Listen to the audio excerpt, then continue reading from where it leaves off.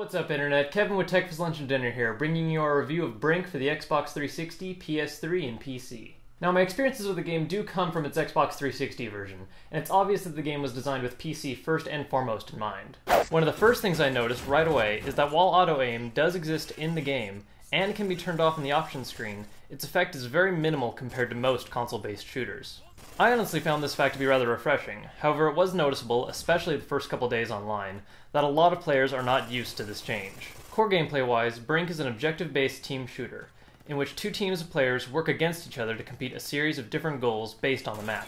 Players are able to choose from 4 different classes, each offering their own unique special abilities in combat, as well as having specific objectives that they are needed to handle.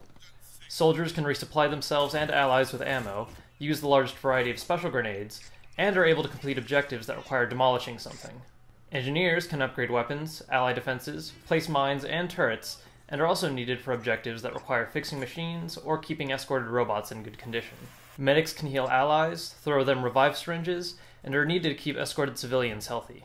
And last but not least, operatives offer a number of different support abilities, such as disguising as enemies, marking enemies out to players, detecting mines, and are needed for objectives that involve hacking enemy intel. One of the things I really like about how Brink handles classes is that body type and weapon selection are not limited to which class you use. In fact, players are allowed to use 3 different body types, light, medium, and heavy, which then decides what weapons you can wield, and then any class can be used with these combination of choices. Players are able to change both class and weapon loadout during a match at command posts, with body type being the only option that remains static. The heavier the body type, the more life you have, and the larger assortment of weapons you can choose from, with heavy types being able to use weapons like Gatling guns, and light types being restricted to only SMGs, light rifles, and sidearms. On the other hand, lighter body types allow for increased movement speed and better parkour abilities, such as the lightest frame being able to wall jump.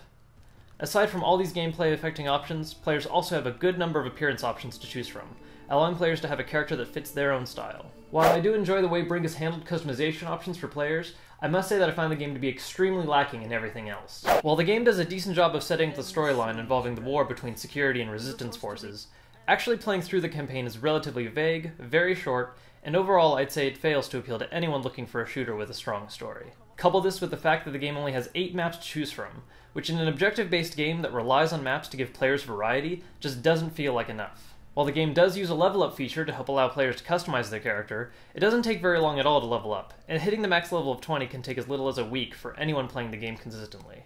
All weapons and attachments can also be unlocked by completing relatively easy challenges, whose only real difficulty comes from the game's poor AI, which will randomly jump between running in circles and being ineffective, to ninjas capable of headshotting the player as soon as they're remotely within view of one another. Overall, Brink really isn't a bad game, however it has a lot of squandered potential, that with patches and even some free DLC, or at least really fairly priced ones, or even full expansion could be fixed. The game is a lot of fun, and even with all my complaints I still find myself wanting to play the game more and more.